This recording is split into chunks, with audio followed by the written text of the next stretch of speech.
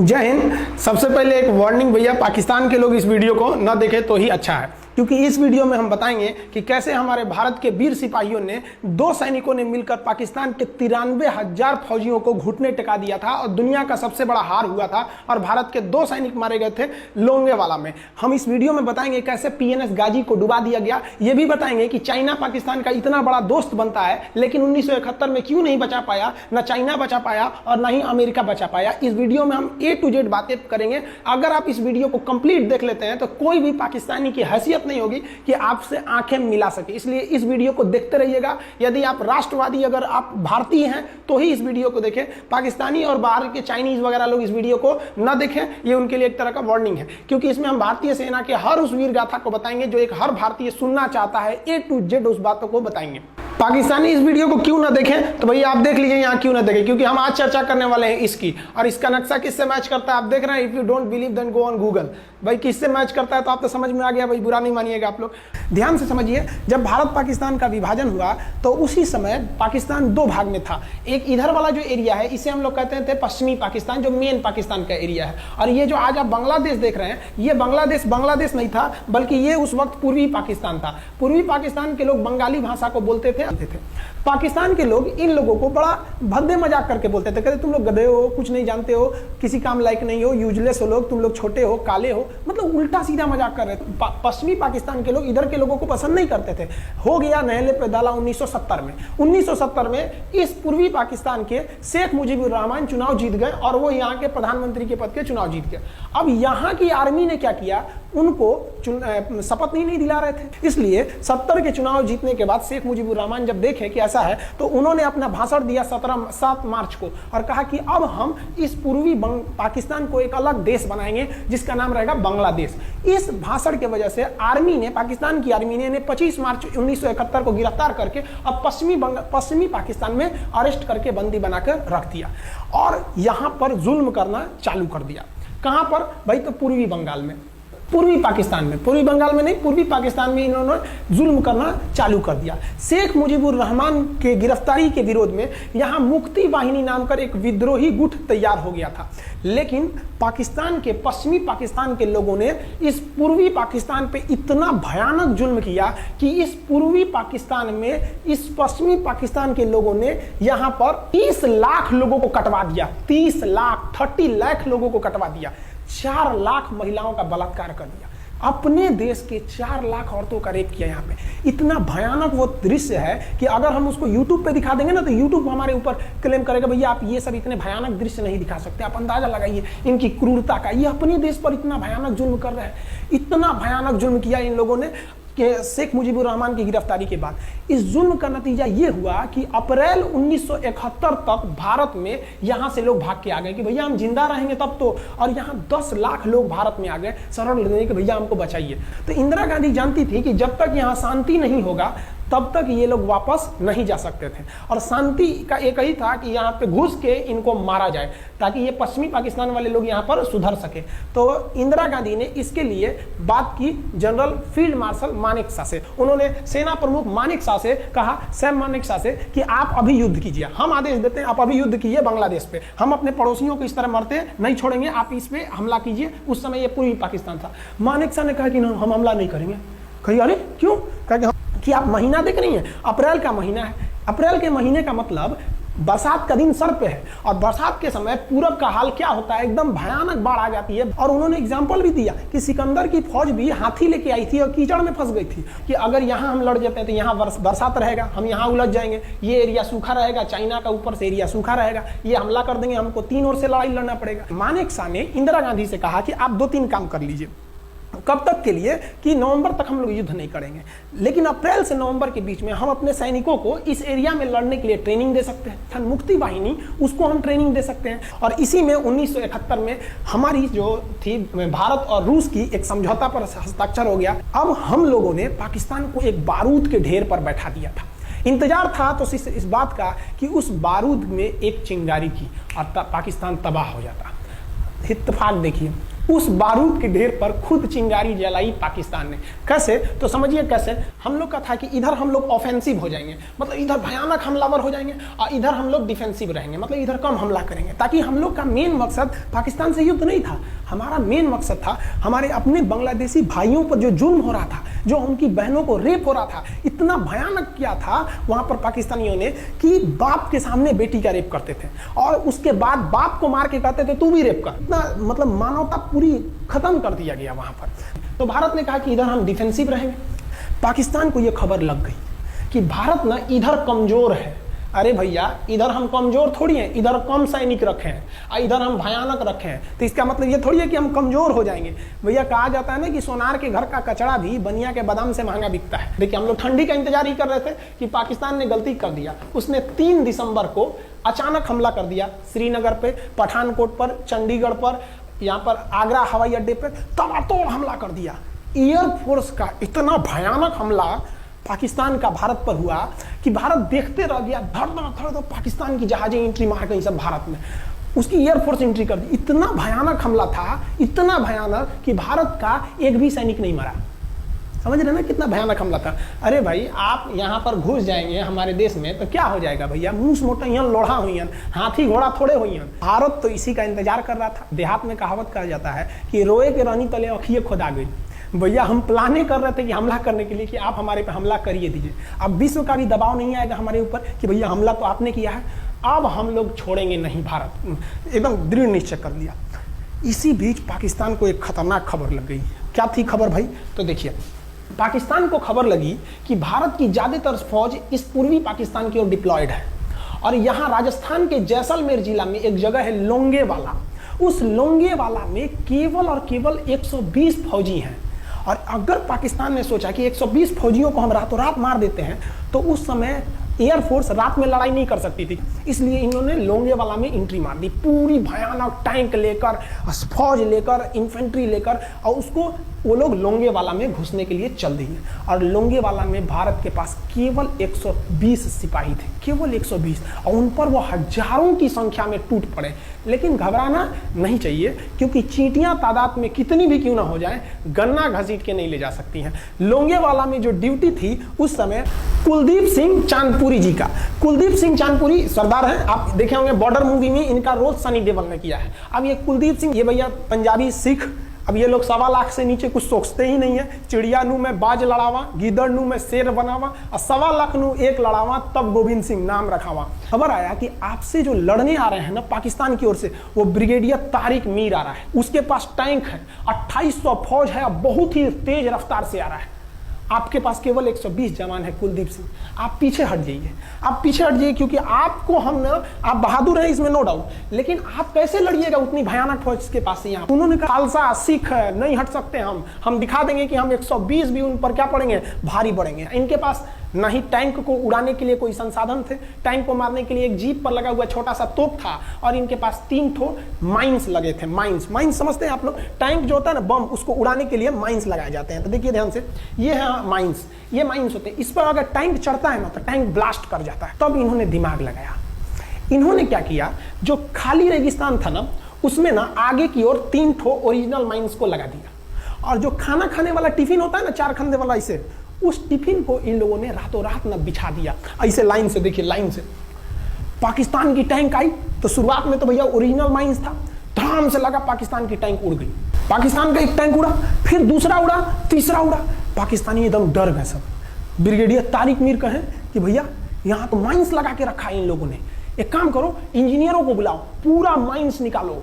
अब ब्रिगेडियर जो हमारे मेजर कुलदीप सिंह थे, ये जानते थे कि बाबू अगर हम तुमको रात भर रोक दिए ना तो सुबह हमारी एयरफोर्स आएगी, तुमको जिंदा नहीं छोड़ेगी। इसलिए इन्होंने पूरा टिफिन बिछाया था। इन पाकिस्तानियों ने 6 घंटे लगा दिए उनको निकालने में। इंजीनियर आते थे तो डर के मारे टिफिन निकालते थे, अरे बाप रे बाप, और टिफिन में तो ईंटा पत्थर भर देते थे और डर के ले जाते थे, भागो भागो भागो, माइंस है। इसको लगाते लगाते इन लोगों ने पूरी रात बिता दी। 3 बज गया। 3 बजे इनको पूरा सन्नाटा दिखा कि भैया ये तो टिफिन है, ये रेगिस्तान में ये तो टिफिन है। अब उन्होंने कहा कि आदेश दिया कि हमला करो, तो कुलदीप सिंह जो थे चांदपुरी, उन्होंने बालू के बीच में ऐसे गड्ढे बना रखे थे और अपने फौजियों को ना 2 किलोमीटर एरिया में बिछा दिया था, एक उधर एक इधर एक इधर, तो चारों ओर से फायरिंग होती थी। पाकिस्तानियों को लगी ना कि भैया हमको गलत इंफॉर्मेशन मिल गया है, 120 गो मिल के ऐसे थोड़े मारेगा सब, सोच रहा उधर से गोली इधर से गोली, धड़ाधड़ बम गोला दारू सब चल रहा है यहाँ पर, इतना भयानक कहीं कोई 120 आदमी मिल के ऐसे मारता है? नहीं भाई, इतना भयानक ऐसे सुनसान एरिया में कहाँ से कौन मार रहा है, एकदम तबाही मचा दिया। कुलदीप सिंह चांदपुरी ने क्या तबाही मचाया था आप देखना चाहते हैं तो देखिए उन लोगों ने क्या तबाही मचाया था। ये है पाकिस्तान का टैंक, ये धज्जी उड़ गया था टैंक का, थू तूड़ दिया इसका यहाँ पे, ये देखिए टैंक का, पाकिस्तानी देख रहे हैं कि भैया सब चक्का होकर फेंका गया। बताइए ये चांदपुरी साहब कैसा करना चाहिए? ये कोई वीडियो गेम खेल रहे हैं, मार के धज्जी उड़ा दिया। अरे पाकिस्तान बच्चा है, अपने बच्चा है, बिगड़ गया, आराम से मारिए। ऐसे एकदम धज्जी उड़ा दिए हैं बेचारा सबको। पाकिस्तान के टैंक को धज्जी उड़ा के उस पर भारतीय सैनिक खड़ा होकर फोटो खिंचवा रहा था। फोटो खींचे, उस समय सेल्फी नहीं था ना, आगे से फोटो खींचना, फोटो खींचे यहाँ पे, आने वाली पीढ़ियों को ये प्रेरणा देगी। बताइए इतना सुंदर गाड़ी लेके आया था पाकिस्तान मारने के लिए, हाँ बेचारा ऐसे मारा जाता है? हाँ अरे ब्रिगेड मेजर साहब आप भी, बच्चा है, बच्चा को थोड़ा आराम से मारिए। देखिए इसका थोबड़ा बिगाड़ दिया गाड़ी का, ओहो ऐसे नहीं मारना चाहिए, लेकिन क्या कीजिएगा, बच्चा बिगड़ जाता है तो धोना ही पड़ता है। ये हाल कर दिया रात भर में, सोचिए रात में इतना बुरा मारा, दिन में दिखता तो कुछ डाल रहा पूरा, एकदम भयानक तबाही मचा दिया मेजर कुलदीप सिंह चांदपुरी ने। इनके आगे कौन खड़े थे? ब्रिगेडियर पाकिस्तान के ब्रिगेडियर साहब को कहने लगी भैया ये तो बहुत बुरा मार रहा है सब। तब तक हो गया सुबह, और सुबह के वक्त हमारे जो हंटर जहाज थे, उस समय जो जहाजें थी वो हंटर जहाज थी। ये हंटर जहाजें रात में नहीं उड़ सकती थी लेकिन दिन में उड़ सकती थी। रात भर तक कुलदीप सिंह चांदपुरी ने ऐसा कूचा पाकिस्तानियों को, इतना कूच दिया कि भोर हुआ तो बाकी का कसर पूरा कर दिया हमारे हंटर विमानों ने। ये हंटर विमान जब आए सब तो इतना भयानक तबाही मचाए सब पाकिस्तान के जहाजों का कि आप हुलिया देखेंगे ना, पाकिस्तान के टैंक का ऐसे पड़ गया, ऐसा टैंक पूरा तबाह हो गए, सब पूरी तरह ध्वस्त हो गया इतनी भयानक युद्ध में। 3 तारीख को पाकिस्तान ने हमले की शुरुआत की और ये 4 तारीख का शकल देखिए पाकिस्तान का, इतना भयानक धज्जी उड़ा दिया पाकिस्तान का जिसका कोई हद नहीं। पाकिस्तानियों को दुम दबा के भागना पड़ा, ब्रिगेडियर साहब भागे, कहें कि भाग भैया न तो ये सब जान ले लेगा सब। हम लोगों ने पाकिस्तान के टैंकों को अपने यहाँ रख लिया है म्यूजियम में, आज भी जाके देखिएगा ना तो इन टैंकों को डर के मारे पाकिस्तानी छोड़ के भाग गए कि भागो भाई यहाँ पर। ये 120 जवानों का जलवा था और पाकिस्तानी कहते हैं कि हिंदुस्तान के लोग क्या लड़ेंगे। अरे भैया हम चीन पे वीडियो बनाए थे, आप पे नहीं बनाए थे, जो आप लोग हम लोग को बोल रहे थे कि पाकिस्तान हिंदुस्तानियों की औकात नहीं। देखिए अभी हम आपको औकात दिखाते हैं आपकी, ये आपका टैंक है, आके ले जाइए, हिम्मत है तो लेके जाके दिखाइए यहाँ पर। हाल तो ये हो गया था ना कि हम लोगों ने जो पाकिस्तानियों की जान ली थी ना, डर के मारे वो लाश उठाने नहीं आए थे, लाश को गिद्ध खा गए थे सब। हम लोग बोल रहे थे कि भैया हम गोली नहीं चलाएंगे, लाश लेके चल जाओ, हम नहीं जाएंगे, तुम लोग रेगिस्तान को कब्रिस्तान बना दिए हो। रेगिस्तान को कब्रिस्तान हम लोग हमला करने आए थे, शुरुआत तो तुमने किया था यहाँ पे, तो ये गिद्ध खाए थे सब, सफाई उफाई का काम ये किए थे सब। अब पाकिस्तान हम लोग को धमकी देता है, आज भी वो नहीं सुधरे हैं। आज भी हमने जो चाइना पे वीडियो बनाया था उस पर वो हमको धमकी देते हैं कि भारत की आर्मी कुछ नहीं कर सकती। अरे भैया आप सोचिएगा भी मत, अभी के समय में तो मत सोचिएगा, जानते हैं क्यों? देख लीजिए इधर अभी कौन बैठा है भारत में, समझ में आ रहा है? आप लोग तो पहले पाकिस्तान वाले लोग इस बात पर रिसर्च कीजिए कि इनमें ज्यादा खतरनाक कौन है आपके लिए। हमको तो यही ज्यादा खतरनाक लगते हैं भाई, समझ में आया आप लोग को? तो अभी देखिए ध्यान से, यहाँ पर पाकिस्तान ने जो हार हुई थी लोंगेवाला में, ये हार में पाकिस्तान की तो कमर टूटी और पाकिस्तान का पूरा मनोबल टूट गया कि ससुरा 120 गो मिल के ऐसे कैसे धो दिया सब। बताइए इतना भयानक धो जाता है। तो ये शुरुआत तो इन्होंने किया 3 तारीख को, 4 तारीख को हमने धो दिया। अब बचा नेवी कहे कि भैया आर्मी को मौका दिए, एयरफोर्स को मौका दिए, रात में आर्मी धोई, सुबह में एयरफोर्स धोई, हम नहीं धोएंगे क्या? हम भी धोएंगे। नेवी कब पहुंची? 5 दिसंबर 1971 को कराची पहुंच गई और कराची में जब पहुंची ना तो कराची को तबाह कर दिया। इतना भयानक बम्बार्डमेंट किया कराची पर कि कई दिन तक कराची बंदरगाह पर आग लगा था और कराची बंदरगाह को तो उन्होंने ऐसा धज्जी उड़ाया जिसे लग रहा था सिंधु सभ्यता बना दिया उनको। तो पाकिस्तान की, पश्चिमी पाकिस्तान का कमर टूट गया। पाकिस्तान वालों ने कहा कि ससुरा सब बोल रहा था कि हम इधर डिफेंसिव है, यानी ज्यादा हमला नहीं करेंगे, ज्यादा हमला इधर करेंगे। ससुरा इधर कैसे मार रहा होगा सब, अभी इधर भी बताते हैं कैसे मारा सब। ये कराची पहुंच गया, आप देखेंगे क्या हाल किया था सब कराची में। कराची में जब मारा गया था ना इन पाकिस्तानियों को, तो ये पाकिस्तानी भाग गए थे सब ग्वादर में, ये ग्वादर भाग गए। अभी इनसे ग्वादर भी जाने वाला है, पूरा राज्य चला जाएगा इनसे, बलूचिस्तान। छुप के गए थे लोग ग्वादर बंदरगाह पे। अगर हम झूठ बोल रहे हो तो आप खुद पता कीजिएगा अपने यहाँ के इतिहास में भाई, हिंदुस्तान ये ग्वादर बंदरगाह पे छुप गए थे सब। आप देखिए कराची का क्या हाल हुआ था उस समय, हमारे एयर नेवी ने क्या हाल किया था। पाकिस्तान का जितना जहाज बस मिल जाए कि भैया ये जहाज किसका है, तो भैया जब पता चले कि भैया ये जहाज पाकिस्तान का है, ये हाल हो जा रहा था जहाज का। यहाँ देख लीजिए इनका पूरा ध्वस्त, भैया ऐसे मारा जाता है। हाँ अरे भाई बच्चा को बच्चा की तरह मारना चाहिए। इंडिया की नेवी ने भी हद कर दिया, बताइए इस तरह मारा जाता है। हाँ यहाँ देख लीजिए पूरा का पूरा धज्जी उड़ा दिया इन लोगों को। अरे भाई बच्चा है, बिगड़ गया है तो थोड़ा सा आराम से न मारिएगा, कि देख रहे हैं इस तरह से मारा पूरा पाकिस्तान के। कराची बंदरगाह उड़ गया, तो पाकिस्तान का तो इधर से तो पूरा का पूरा धज्जी उड़ा दिया।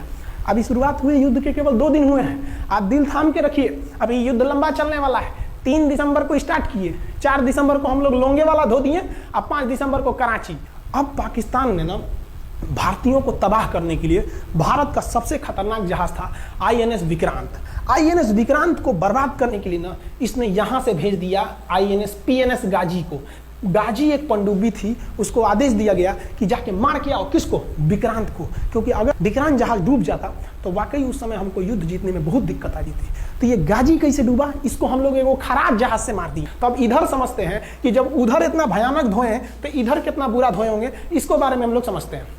भारतीय सेना अब पूरब की ओर क्या क्या काम की, इसको ध्यान से समझिए। ये मुक्ति वाहिनी जो थी बांग्लादेश की, वो अंदर ही पाकिस्तानी फौजियों को मार रही थी गली कुची में दौड़ा दौड़ा के, क्योंकि इन पाकिस्तानी फौजियों ने वहां पर रेप किया, मर्डर किया, और इनका साथ दे रही थी इधर से हमारी इंडियन आर्मी और ऊपर से हमारा एयरफोर्स। ये तबाह कर दिए थे, इनको भागने के लिए भी जगह नहीं था। और इसी में इनका सबसे बड़ा सरदर्द बन गया था इंडियन नेवी, क्योंकि इनको जो मदद थी, देखिए ये पूर्वी पाकिस्तान है, इनको मदद जब भी मिलेगी तो इधर से ही मिलेगा। अब बताइए यहाँ से तो कोई जाएगा नहीं, बेवकूफ़ भी नहीं होगा जो इधर से मदद करने जाएगा।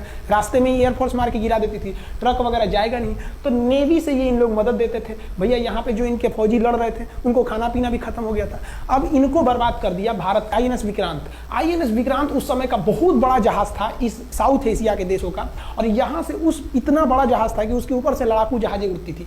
वो एयरफोर्स यहाँ से भी बम मारता था, मिसाइलें मारता था, ऊपर से लड़ाकू जहाजें और हेलीकॉप्टर छोड़ देता था, जो ताकि मुक्ति वाहिनी को कोई दिक्कत ना है। मुक्ति वाहिनी मारती थी और आर्मी पूरी तरह से उसने यहाँ से हमारा विक्रांत ने चटगांव बंदरगाह को तबाह कर दिया। अब बांग्लादेश का देखिएगा वर्तमान में, उस समय तो पूर्वी पाकिस्तान था, ये चटगांव उस समय पाकिस्तानी आर्मी नेवी का एक बहुत बड़ा केंद्र था। इधर हम लोगों ने उड़ा दिया कराची, इधर उड़ा दिया हम लोगों ने चटगांव। अब मुक्ति वाहिनी को कोई खास दिक्कत नहीं आ रहा था। अब पाकिस्तान ने कहा कि हर हाल में इस विक्रांत को बर्बाद करो। देखिए ये विक्रांत है, विक्रांत जहाज जो था, इस पे से इसके ऊपर देखिए आपको लड़ाकू जहाजें दिखेगी। PNS गाजी को क्या आदेश दिया गया था भाई, कि तुमको जाना है और इस विक्रांत को बंगाल की खाड़ी में जाने के बाद इसी में डुबा देना है। अब पाकिस्तान वालों का इतना दिन तो अच्छा था नहीं, भारतीय खुफिया एजेंसी को पता चल गया कि पाकिस्तान की पनडुब्बी वो समुद्र के अंदर अंदर चलती है, उसको साइलेंट किलर कहा जाता है। पाकिस्तान की पनडुब्बी चल दी है पश्चिमी पाकिस्तान से बंगाल की खाड़ी की ओर, ये अरब सागर से बंगाल की खाड़ी की ओर चल दिया। अब विक्रांत को बचाना हर हाल में जरूरी था, इसलिए हम लोग विक्रांत को छुपा दिए, मतलब थोड़ा सेफ्टी दे के रखने लगे। और इस PNS गाजी जो था, PNS गाजी को देखेंगे, PNS का मतलब था पाकिस्तानी नेवल शिप, PNS गाजी, ये मारने आ गया किसको, विक्रांत को। इस PNS गाजी को अगर कोई मार के डुबा सकता था तो वो था INS राजपूत। लेकिन ये जो INS राजपूत आप इमेज में देख रहे हैं, ये उस समय समस्या क्या था इस INS राजपूत के साथ, क्योंकि इसके इंजन में कुछ खराबी आ गई थी और ये बिगड़ गया था, और बिगड़ के इसको विशाखापट्टनम पे बनाया जा रहा था, रिपेयर किया जा रहा था, इंजन ही गड़बड़ हो गया था। तो भारतीयों का यहीं पे दिमाग काम आया। भारतीयों ने सोचा क्यों ना हम PNS गाजी को खुद बुला के लाएं, कहां पर, विशाखापट्टनम पे। तो लोगों ने कहा कि भैया ये आएगा विशाखापट्टनम में, क्या INS राजपूत हमको मार दो। तो कहा कि नहीं, देखिए कैसे आएगा। भारतीयों को पता था कि हिंदुस्तान में पाकिस्तानियों के कुछ ना कुछ जासूस होंगे और वो पाकिस्तान को पल पल की खबर दे रहे होंगे। भारतीयों ने क्या किया, INS विक्रांत के जितने भी अधिकारी थे उनसे कहा कि आप लोग अपने अपने घर फोन कीजिए कि हम विशाखापट्टनम आ रहे हैं, तुम लोग हमको छुट्टी मिला है, विशाखापट्टनम में 10 दिन रुकेंगे, हमारे लिए तुम लोग खाना पीना अच्छा से बनाओ। लड़कों से उन लोगों को खबर खिला दिया। विशाखापट्टनम में जितने मछुआरे थे उनको कहा गया कि आप लोग हट जाइए, बहुत बड़ा जहाज आने वाला है, बहुत बड़ा जहाज विक्रांत आ रहा है, यहाँ पे आप लोग खाली कर दीजिए, INS विक्रांत आ रहा है। यहां पर क्या किया गया, ऑर्डर दिया गया, बहुत सारे फल सब्जी अंडा ब्रेड, कि भैया ये इतने बड़े जहाज के लिए जा रहा है, 6 महीने का खाना चाहिए। ये खबर आग की तरह फैल गई पाकिस्तानियों को, और पाकिस्तान में खबर लग गई कि भैया आईएनएस विक्रांत यहाँ नहीं है, आईएनएस विक्रांत विशाखापट्टनम पे है। अरे बकलो आप, विशाखापट्टनम पर पीएनएस गाजी की मौत यमराज इंतजार कर रहा था आईएनएस राजपूत। ये गधा जो था पीएनएस गाजी, ये मुड़ गया किधर की ओर, विशाखापट्टनम की ओर। और विशाखापट्टनम पर चुपचाप शांति से खड़ा हुआ जहाज आईएनएस राजपूत इंतजार कर रहा था, तो पानी के अंदर अंदर आओ। ये अभी बाहर निकला हुआ है, पानी के अंदर रहती है। और आईएनएस राजपूत देखा कि ये आ रहे हैं, वो आईएनएस राजपूत को मारता कि इससे पहले ही आईएनएस राजपूत मार के तबाह कर दिया पीएनएस गाजी को। पीएनएस गाजी पर को डूबने के बाद पाकिस्तान को बहुत बड़ा सदमा लग गया। पाकिस्तान को यह एहसास हो गया कि अब हम कभी नहीं जीत सकते हैं, क्योंकि ये पीएनएस गाजी अमेरिका से खरीदा हुआ एक बहुत ही शक्तिशाली पनडुब्बी थी, जिसे कोई डुबा नहीं सकता था। और हम लोगों ने उसको इस जहाज से डुबाया जो जहाज खराब हो चुका था, जिसका इंजन खराब था। भारतीय सेना का मोराल पूरे 7वें आसमान पर था और पाकिस्तानी दिन पर दिन बर्बाद हो रहे थे।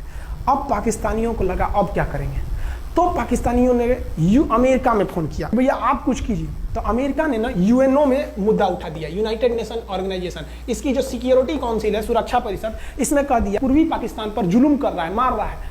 तो रसिया उस समय हमारा साथ दिया, कहा कि तू देर जानता है जुल्म कर रहा है, भारत जो कर रहा है सही कर रहा है, हम इस प्रस्ताव के खिलाफ में वीटो करते हैं। वीटो अगर कोई देश, 5 देश को वीटो है, इस पर अलग चर्चा करेंगे, अगर किसी ने वीटो कर दिया तो प्रस्ताव रद्द हो जाता है। तो पाकिस्तान की एक और उम्मीद यहाँ पर अपना दम तोड़ दी। अब पाकिस्तान कहा अमेरिका से कि भैया आप ही हमको बचा लीजिए।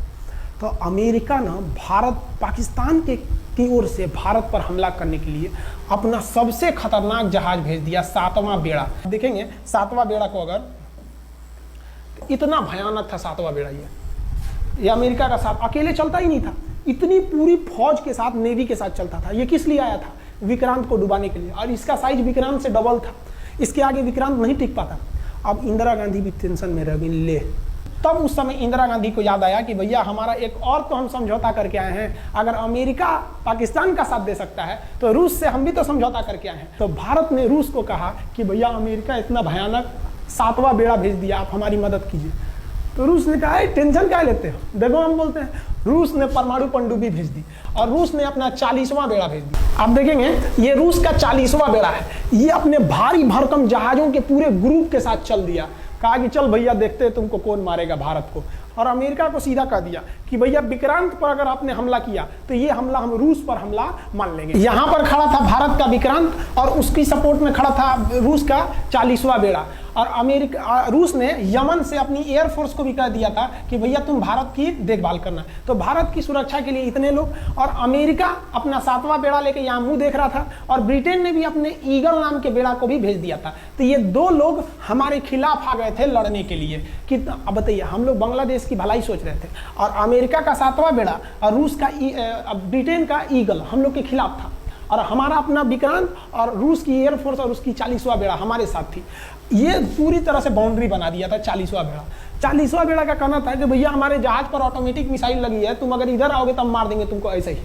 रूस ने अपनी सारी पनडुब्बियों को ऊपर उठा दिया, समुद्र के ऊपर, ताकि सैटेलाइट से और दूसरी निगरानी से देखा जा सके, और यही हुआ भी। वो लोग रूस के इतने खतरनाक जहाजों के ग्रुप को देखकर घबरा गए, इतना घबरा गए कि ब्रिटेन ने कहा था we are too late. Britain का ईगल बेड़ा अमेरिका के 7वां बेड़ा से कर गिरे उधर मत जो, बहुत देर हो गया है, वो पहले पहुंच गया है रूस, अब मारेगा वहीं तबाह हो जाओगे यहाँ पे। तो 7वां बेड़ा ने धमकी दिया कि हमारे जहाज में परमाणु बम लदे हुए हैं। तो 40वां बेड़ा ने रिप्लाई किया था कि हम भी जब चले थे ना तो परमाणु बम लादे के चले थे, और गिनती जब कर रहे थे तो हम भी गिनती किए थे, 250 हमारे पास भी परमाणु बम था, लेकिन इतना ज्यादा था कि सोचे कि कौन गिनेगा, बाद में गिनेंगे, आ जाओ देखते हैं किसके पास कितना है। तो रूस ने हमसे सच्ची दोस्ती निभाई थी, और इधर शेख मुजीबुर रहमान की जो मुक्ति वाहिनी थी वो अपना काम कर रही थी। अब भारत आर पार की लड़ाई में था, पाकिस्तान हर मोर्चे पर हारते जा रहा था। भारत सरकार ने पाकिस्तान पर मनोवैज्ञानिक दबाव बनाने के लिए निर्मलजीत सिंह अरोड़ा ने एक प्लान बनाया। उन्होंने एयरफोर्स को पूर्वी पाकिस्तान, यानी जो अभी बांग्लादेश है, तो ढाका के ऊपर एयर ड्रॉप करा दिया, हवाई जहाज से सैनिकों को उतार दिया, और उन सैनिकों के भेष में उसमें सैनिक कम थे, और उसमें केवल पुतलों को नीचे उतारा गया था। ये केवल इंडियन आर्मी जान रही थी कि पुतला नीचे उतरा है, लेकिन मीडिया ने तो इसको खबर को आग की तरह फैला दिया। और इसमें हम धन्यवाद देना चाहेंगे हाथ जोड़कर BBC न्यूज का। और BBC ने यह छाप दिया कि इंडियन एयरफोर्स ने ढाका पर 5000 एयर ड्रॉप करा दिया फौजियों को। अब ये गली गली खोज खोज के पाकिस्तानी फौजियों को मारेंगे कि तुम क्यों मार रहे हो हमारे बांग्लादेशी भाइयों को। और बांग्लादेश की मुक्ति बाहिनी वैसे ही उनके पीछे पड़ी हुई थी पाकिस्तानियों के। अब पाकिस्तानियों का पूरा मनोबल टूट गया, पाकिस्तानी गली गली छुप गए सब। सोचिए ये पुतला से डर जा रहे थे सब, रियलिटी में ये फौजी नहीं थे, ये पुतला गिराया गया था एयर ड्रॉप करके। अब वो लोग डर के मारे भाग गया यहाँ पर। अब एयरफोर्स ने देखा कि उसके ये छोटे से वैज्ञानिक दबाव का इतना खतरनाक असर पड़ा है। एयरफोर्स ने कहा कि अब एक काम करते हैं, अब आर पार का अब ठोक डालते हैं पाकिस्तान को, अब जो होगा सो देखा जाएगा। एयरफोर्स ने बांग्लादेश के जो गवर्नर थे उनके घर पे हमला कर दिया। अब वो घर में नहीं थे, वो तो बच गए। बचने के बाद डर क्या होता है, देखिए डर, डर किसको कहा जाता है? जो उनके गवर्नर हाउस थे एएच मलिक, इन्होंने त्याग पत्र दे दिया, भैया जिंदगी रहेगी तो बहुत नौकरी करेंगे, डर के मारे त्याग पत्र दे दिया। सोचिए गवर्नर, क्योंकि पाकिस्तान का एक राज्य ही तो था पूर्वी पाकिस्तान, जैसे हमारा एक राज्य है उत्तर प्रदेश, बिहार, महाराष्ट्र, वहां पे भी गवर्नर होते हैं ना, संवैधानिक हिसाब से गवर्नर मालिक होता है उस जगह का। त्याग पत्र दे दिए। सोचिए ये डर था उनके अंदर। निर्मलजीत सिंह अरोड़ा जो लेफ्टिनेंट जनरल थे, जनरल तो हमारे मानिक साहब थे, लेफ्टिनेंट जनरल थे जिन्हें बांग्लादेश जीतने की जिम्मेदारी दी गई थी, मतलब उसे सुरक्षा करने की जिम्मेदारी दी गई थी। वो पाकिस्तान के लेफ्टिनेंट जनरल नियाजी से बात किए और उन्हें कहे कि हम आपको आधा घंटा का टाइम देते हैं और आप इस आधा घंटा में विचार कीजिए आप सरेंडर करते हैं कि नहीं। अगर आप सरेंडर कर देंगे तो हम आपको गारंटी देते हैं कि आपके सैनिकों को जिंदा रखा जाएगा, और अगर आप हमारी बात को नहीं मानेंगे, देखिए गवर्नर साहब के घर है, कोई ठीक नहीं है, आपके घर पे भी यही हो जाएगा। क्योंकि अगर आप हमारे सामने सरेंडर नहीं करिएगा तो याद रखिए हम अपने हमले को 10 गुना और तेज कर देंगे। और हाथ तो आप चारों ओर से गए हैं। भारत चाहता था कि जल्दी से जल्दी इस युद्ध को खत्म किया जाए, क्योंकि अब ये अंतर्राष्ट्रीय मैटर हो चुका था। अब अमेरिका अपना नाक पे ले लिया था कि भैया हमारा जहाज मार के गिरा दिया। पीएनएस गाजी उसी की पनडुब्बी थी, वो तो पाकिस्तान को दिया। 7वां बेड़ा को नहीं घुसने दिया था, अमेरिका की किरकिरी हो रही थी। ब्रिटेन के ईगल को घुसने नहीं दिया, उसकी किरकिरी हो रही थी। अब भारत को उस समय लोग कहते कि ये गरीब देश है, अभी अभी आज़ाद हुआ है। 1971 में हमारी यही हाल थी और सारे लोग कह रहे थे, हम उसको गरीब समझ रहे थे, रुआ के रख दिया अमेरिका को, हर जगह धो दिया पाकिस्तान को। अब बेचारे नियाजी क्या कर सके। नियाजी को आधे घंटे का टाइम दिया गया। 16 दिसंबर 1971, याद रखिएगा दिन, 16 दिसंबर 1971। ये हमारे इतिहास का 13 दिन के युद्ध में हमने पाकिस्तान को धूल चटा दिया था, क्योंकि 3 दिसंबर को पाकिस्तान ने युद्ध स्टार्ट किया था और 16 दिसंबर को हम लोगों ने जनरल नियाजी से आत्मसमर्पण करवा लिया। और आत्मसमर्पण आप देखना चाहेंगे जनरल नियाजी का। जनरल नियाजी इन्होंने हमारे लेफ्टिनेंट जनरल निर्मलजीत सिंह अरोड़ा के सामने आत्मसमर्पण साइन किया, और साइन करने के बाद बांग्लादेश के ढाका रेस कोर्स में इन्होंने साइन किया और इनकी आंखों में आंसू था। एक देश के सेनापति के लिए इससे शर्म की बात क्या है, जो गिनीज बुक में नाम रिकॉर्ड करा दिया। गिनीज बुक में कैसे? देखिए पाकिस्तान के लोग हम चाइना के वीडियो बनाए थे, उस पर कमेंट कर रहे थे कि इंडियन आर्मी कुछ नहीं कर सकती। देखो बांग्लादेश तुम्हारी बहादुरी का जीता जागता उदाहरण है। तुम्हारे यहाँ का 93,000 फौज, सोचिए 93,000 सैनिक पूरी दुनिया में आज तक आत्मसमर्पण नहीं किया। ये 93,000 लोगों ने आत्मसमर्पण कर दिया। देख लीजिए, ये अपना बंदूक उतार फेंक दिए, अपने स्टार नोच के उतार दिया कि भैया हम लीजिए आत्मसमर्पण कर रहे हैं, बेल्ट उतार के दे दिया, अब चलिए जहां ले जा रहे हैं, जितना लाठी मारना है हमारी आत्मसमर्पण। ये वही पाकिस्तान है, याद रखिए। आप याद कीजिए, हमारे 120 सैनिकों ने आपको धूल चटा दिया था लोंगेवाला में। केवल 2 सैनिक मरे थे लोंगेवाला में और पूरी की पूरी आपको भगा दिया था 4 दिसंबर को ही। और आप याद कीजिए, बहुत बहादुर बनते हैं ना। 93,000 फौज आपकी हार के गई है यहाँ से। इतना बड़ा हार दुनिया में आज तक कहीं का नहीं हुआ है। 93,000 सैनिक सरेंडर करके गए हैं भारत के सामने से। क्या बात कीजिएगा आप हमारे सामने। तो ये है, गिनीज बुक में नाम है। ये तो है भैया पाकिस्तान की आर्मी, एक तरह से गिनीज बुक में नाम है ना जी। भले हारने से नाम है तो क्या हुआ, पाकिस्तान के लिए इससे खुशी की बात क्या हो सकती है कि भैया गिनीज बुक के नाम है। अब इन लोगों को जेल में बंद कर दिया गया। बाद में हम लोगों ने इन्हें छोड़ भी दिया था। और इस सरेंडर के बाद बांग्लादेश की जो मुक्ति वाहिनी थी उसके चेहरे पर यह मुस्कान थी कि बांग्लादेश अब स्वतंत्र हो गया। ढाका, इंदिरा गांधी का स्टेटमेंट था, ढाका स्वतंत्र राजधानी है स्वतंत्र बांग्लादेश की। ये खुशी थी बांग्लादेशियों के चेहरे पर, जिनकी बहनों की इज्जत आबरू लूट ली गई थी उन्हीं देश की फौजियों के द्वारा। ये जो नियाजी थे, जब इन्हें लेफ्टिनेंट गवर्नर बना के भेजा गया था बांग्लादेश में, तो ये नहीं पूछे थे कि बांग्लादेश का स्थिति क्या है। ये पूछे थे कि जिन लड़कियों का रेप हुआ है वो कहाँ है, सब दिखाओ तो, मतलब ये भी जाके करेंगे। ये हाल था। ये इनके चेहरे पर मुस्कुराहट थी। बाद फिर मुजीबुर रहमान को पाकिस्तान से स्वतंत्र कराया गया। भारत ने जो अपना वादा किया था कि शेख मुजीबुर रहमान को स्वतंत्र करेंगे, बांग्लादेश को स्वतंत्रता दिलाएंगे, उनके अधिकारों के लिए लड़ेंगे, भारत ने अपने वादा को पूरा किया। आज शेख मुजीबुर रहमान की बेटी शेख हसीना बांग्लादेश की कमान संभाले हुई हैं। शेख हसीना, जब हमको याद है जब वो भारत आई थी तो एयरपोर्ट पे, तो मोदी जी एयरपोर्ट पर रिसीव करने गए थे, जबकि ऐसा नहीं होता है। शायद ही बांग्लादेश की प्रधानमंत्री को पूरी दुनिया में कोई बड़े देश का राष्ट्रपति रिसीव करने जाए, प्रधानमंत्री रिसीव करने जाए। तो भारत अपने पड़ोसियों का इतना ख्याल रखता है, चाहे वो नेपाल हो, भूटान हो, सबके साथ। अभी हाल फिलहाल में नेपाल के लोग थोड़ा गुस्सा हैं लिम्पियाधुरा काला पानी को लेकर, लेकिन ऐसा नहीं है कि हमारा नेपाल के साथ कोई खराब रिश्ता है। हमारा नेपाल के साथ रोटी और बेटी का रिश्ता है। बांग्लादेशियों के साथ हमारा बहुत ही अच्छा संबंध रहा है। आज हमारे बांग्लादेश के साथ बहुत ही मधुर संबंध है। और बांग्लादेश को जो पाकिस्तान के लोग कहते थे ये किसी काम लायक नहीं है, ये वाले भाई लोग पाकिस्तान से आगे निकल गए। आज इनका मलमल का कपड़ा, जूट और पाम ऑयल पूरी दुनिया में फेमस है। जहाजों की मरम्मत में, मतलब जहाज के रिपेयरिंग में बहुत आगे निकले हैं बांग्लादेश के लोग। आई होप आप समझ गए होंगे। इस युद्ध के बाद अगर